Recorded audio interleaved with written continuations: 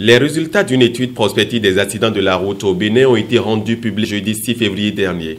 C'était à l'occasion du Café de la Science à l'Institut des Sciences Biomédicales Appliquées, une initiative de l'Institut de Recherche pour le Développement IRD en collaboration avec la Direction nationale de la recherche scientifique et de l'innovation des NRSI. Le chargé de recherche livre les grandes lignes de ce travail qui s'est notamment concentré sur le corridor de la route inter-État numéro 1. Il y a beaucoup d'accidents à la fois sur le corridor mais aussi dans la ville. Et que ce ne sont pas les mêmes types d'accidents en fait, que l'on observe dans les deux endroits.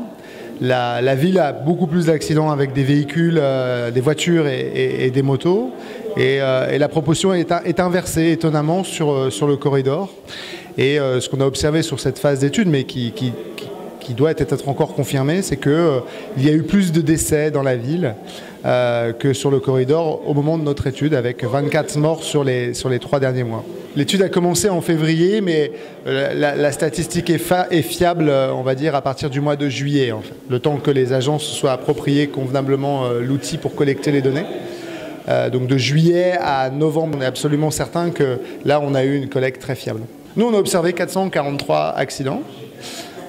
Près de 375 blessés sur ces 443 et en tout 35 décès sur l'ensemble de la zone, à la fois Cotonou et le corridor.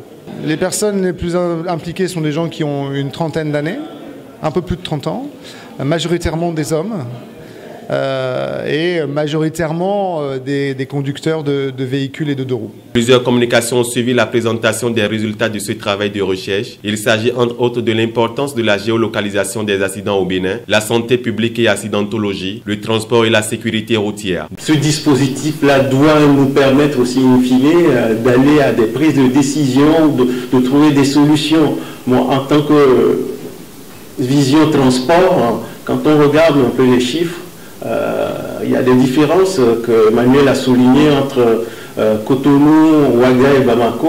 Oui, c'est vrai, il y a une explication aussi à cela. Quand je vois que sur Cotonou, aussi sur Lomé, vos collègues, vos frères d'à côté, on a réussi par exemple sur les deux roues motorisées à faire porter le casque au conducteur. Malheureusement, on est à 50% du chemin. On n'est pas arrivé à le faire porté par le passager. Donc on verra dans les chiffres, notamment nos collègues de la santé ont des trucs à dire là-dessus. Quand on dit encore que si on avait un système de transport en commun organisé, ça réduirait le nombre d'accidents. Mais c'est un autre pas à franchir après. Des débats nourris entre communicateurs et participants ont permis la proposition de plusieurs pistes de solutions pour la réduction des accidents de la circulation au Bénin. Pour le représentant du Centre national de la sécurité routière, cette initiative est la bienvenue.